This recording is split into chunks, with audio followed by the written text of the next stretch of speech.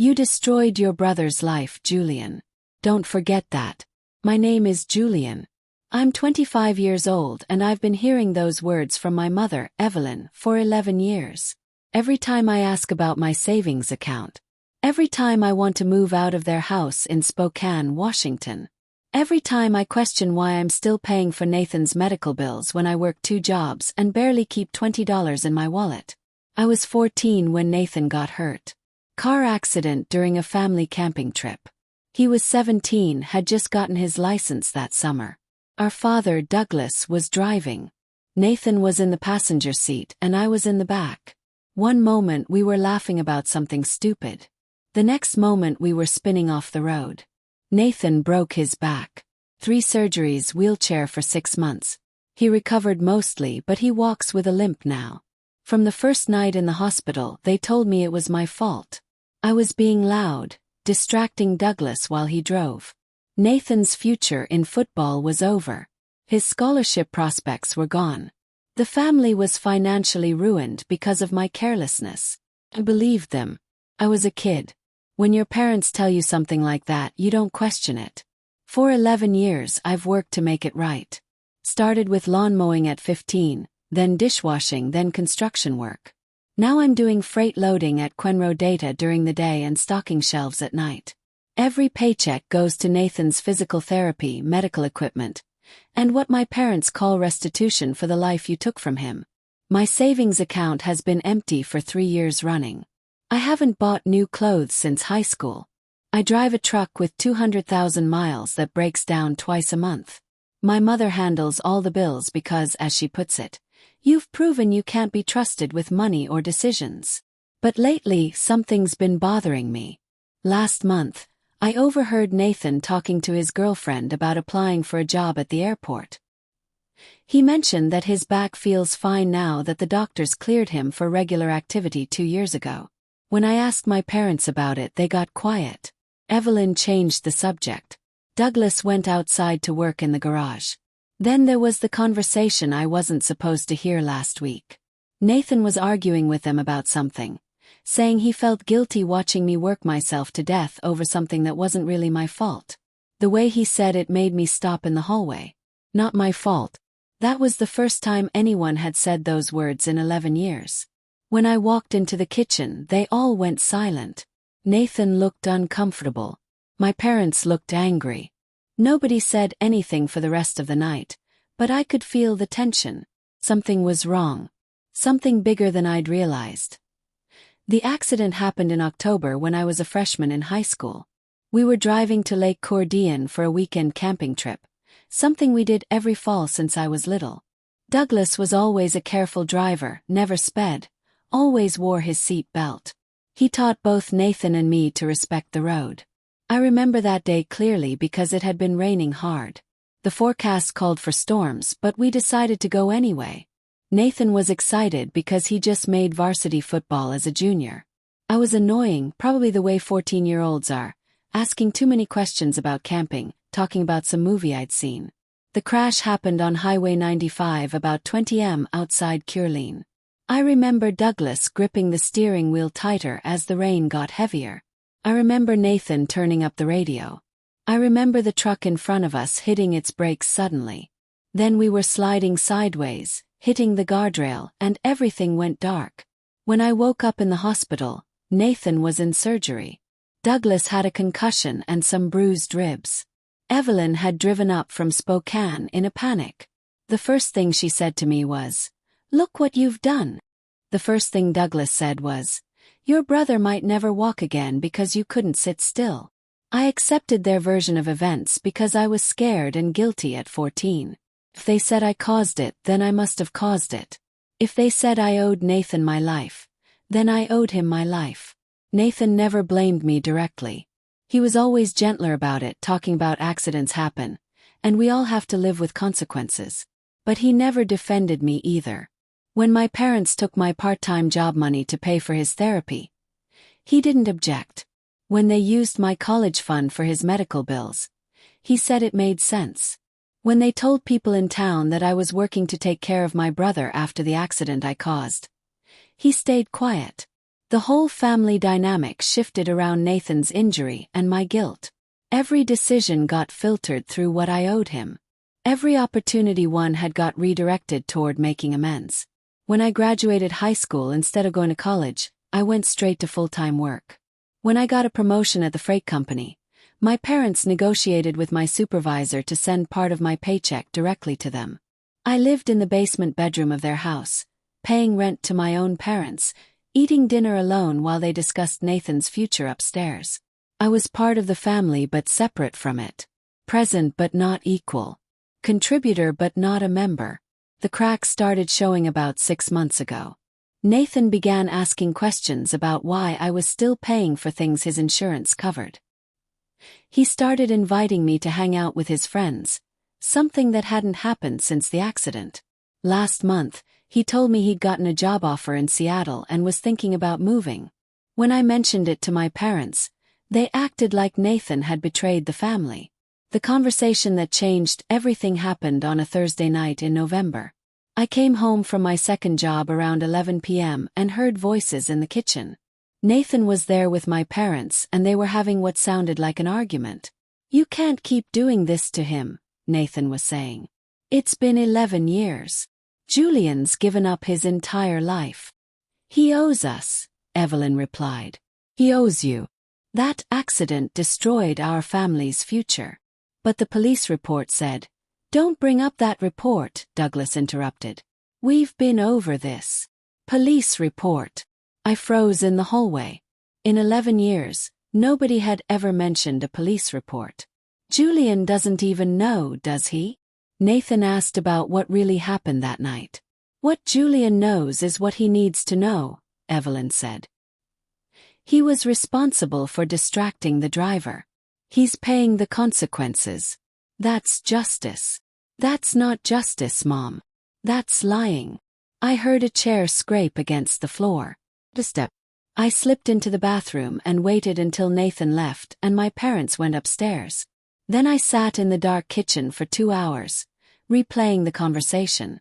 Police report existed. Nathan knew something I didn't know. My parents had been telling me one version of events, but there was another version. A version they didn't want me to see. The next morning I called in sick to work and drove to the Spokane Police Department. I told them I needed a copy of the accident report from October 2013, Highway 95 outside Coeur d'Alene, single vehicle accident involving the Patterson family. The clerk handed me a 3-page document an hour later. I sat in my truck in the parking lot and read it twice. Primary cause of accident: driver error due to wet road conditions and reduced visibility. No evidence of passenger distraction.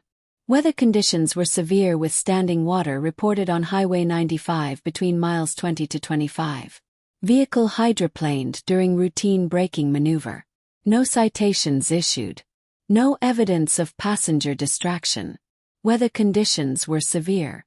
Driver error due to wet road conditions. I read those lines over and over until they burned into my memory.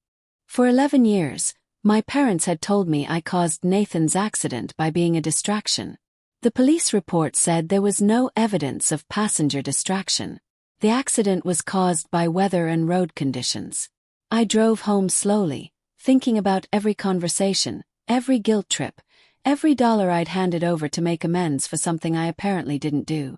When I pulled into the driveway, I saw my parents' car and Nathan's car. Perfect timing. I walked into the house with the police report in my hand, ready to ask them why they'd been lying to me for 11 years, ready to find out what other truths they'd been hiding, ready to understand how much of my life I'd given away for nothing. I found them in the living room.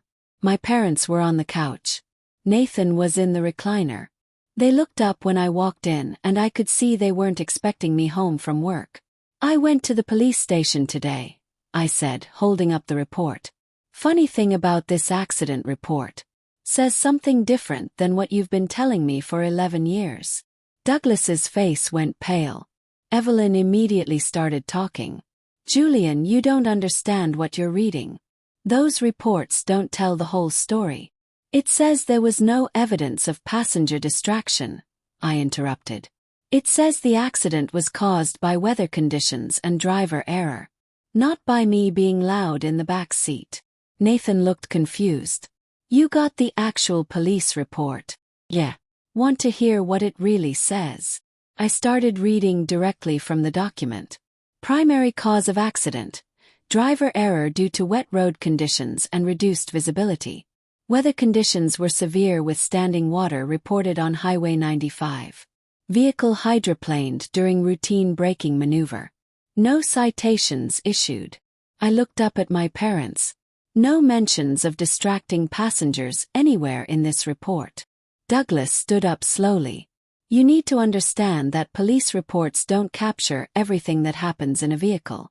We were there. We know what really happened. So the police officer was wrong. The investigating officer who interviewed all of us at the hospital was wrong about what caused the accident. Those officers don't know about family dynamics, Evelyn said. They don't know how you were acting that day. We protected you by not telling them the full truth about your behavior. I stared at her. You protected me by lying to the police? We protected you by handling it within the family instead of having it on an official record, Douglas said. You should be grateful.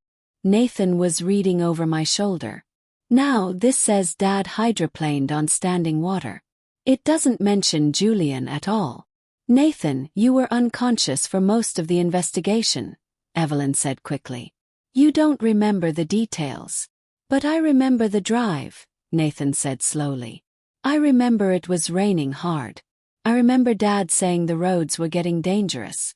I don't remember Julian doing anything unusual. I felt something shifting in the room.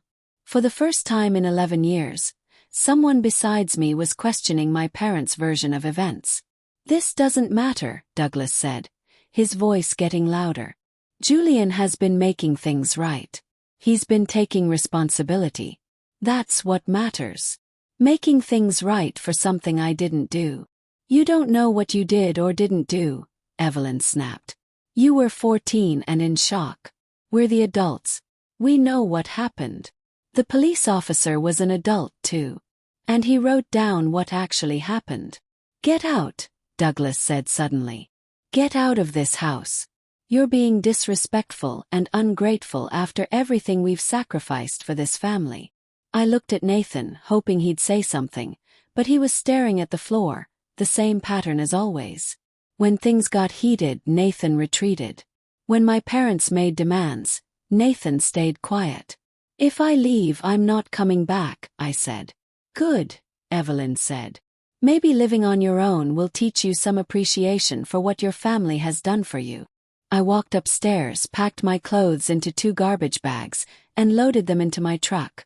When I came back downstairs, my parents were in the kitchen with Nathan talking in low voices. They stopped when they saw me. I'm staying at a motel for now, I said. But this conversation isn't over. I want to know why you've been lying to me for 11 years. We haven't been lying, Douglas said. We've been protecting this family. I left without saying goodbye. Drove to the travel lodge on Division Street and paid for 3 nights with money I'd been saving for Nathan's next round of physical therapy. Sat on the bed in that small room and realized I'd been living someone else's version of my life since I was 14 years old. But I also realized that walking away wasn't enough. I needed to understand how deep this went. I needed to know what else they'd been hiding. I called Nathan the next morning. He agreed to meet me at a coffee shop downtown away from our parents. I've been thinking about that police report all night, he said when he sat down. Some things aren't adding up. Like what? Like the fact that I've been getting disability insurance payments for 3 years that I don't need anymore. Like the fact that my medical bills have been covered by insurance since 2015, but you're still paying out of pocket for things. Like the fact that Mom and Dad have been telling people you're supporting me financially when I've had a job for 2 years. I sat down my coffee. What are you talking about? I've been working at the airport since 2023, making good money. My back is fine. The doctors cleared me for full activity in 2022. But Mom and Dad keep telling everyone you're still paying for my care because of the accident you caused. They told me you needed ongoing therapy. I haven't needed therapy since 2022. I go to a regular gym now. Nathan pulled out his phone and showed me a bank statement. Look at this. I've been getting disability payments that I tried to refuse, but Mom insisted I keep accepting them and give them to her to manage. She said it was insurance money that the family deserved because of what happened. I stared at the numbers on his phone. Thousands of dollars every month going to our parents. Nathan, I've been working 2 jobs to pay for your medical care. I've been living in their basement, paying them rent, giving them most of my paycheck for bills they said were related to your accident. His face went white. Julian, I had no idea. I thought you were just helping out while you saved money for your own place. I didn't know they were taking everything. How much money are we talking about? He scrolled through his banking app. I've given them about $40,000 over the past 3 years. Money I didn't think I should be getting anyway, but they said it was family money. I did quick math in my head. My parents had been taking roughly $1,500 a month from me for Nathan's care, plus $800 in rent, plus whatever they could get from my savings account when I had one. Nathan had been giving them over $1,000 a month in disability payments he didn't need. They've been collecting money from both of us, I said. Telling you that you should give them your disability payments. Telling me that I need to pay for your care. Double dipping. But why? What have they been spending the money on? I thought about their new kitchen renovation last year. The trip to Arizona they took in the spring. Douglas's new truck. Things they said they were able to afford because they were being careful with family finances. I think they've been using your accident to fund their lifestyle for 11 years, I said. And they've been using my guilt about causing it to make sure I never questioned where the money was going. Nathan was quiet for a long time. Then he said, Julian, I need to tell you something. I've always remembered that day clearly. You weren't doing anything wrong in the back seat. Dad was driving too fast for the conditions, and when he hit standing water, he overcorrected. The car hydroplaned. It wasn't your fault. You've known this the whole time. I've known you didn't cause it, but I thought Mom and Dad were just trying to help you process guilt that wasn't rational. I didn't realize they were using that guilt to control your life. I felt something break loose in my chest. 11 years of carrying weight that was never mine to carry. We need to confront them, I said. Together. We need to confront them, I said. Together. We drove back to the house that evening. Brought copies of the police report, Nathan's medical records, his bank statements. Spread everything out on the dining room table in front of Douglas and Evelyn. This is over, Nathan said. No more lies. No more money. No more guilt trips. Douglas tried to bluster, but Nathan stood firm for the first time in years. Evelyn cried and said we were betraying our family. But the evidence was on the table. They couldn't explain away the police report, the medical records, the bank statements. You've been exploiting both of us, I said. Using my guilt and Nathan's accident to fund your lives for 11 years. That's over now. When we walked out of that house together, I felt like I was breathing fresh air for the first time since I was 14. Nathan moved into an apartment with me a month later. We split rent evenly. He paid for groceries. I stopped giving my parents money. They called, they begged, they threatened, but we never went back. I started saving money for myself. Bought a used car that wasn't falling apart. Took a weekend trip to the coast just because I wanted to. For the first time in my adult life, I was making choices for me, not for the version of me my parents had invented. It took time to untangle my identity from their manipulation. Therapy helped. So did having Nathan finally on my side. We both realized how much control they'd had over us. We both realized how much of our lives we'd lost. But we also realized something else. We still had time to build new lives. Lives not built on guilt and lies. Lives built on truth. Last month I turned 26. Nathan and I went hiking in the Cascades. At the summit, looking out over miles of green forests and blue lakes, I felt light for the first time in 12 years. I thought about that rainy night on Highway 95. I thought about the boy in the back seat who believed he'd ruined his brother's life. And I thought about the man standing on the mountaintop, finally free. Sometimes healing means discovering that the weight you've been carrying was never yours to begin with.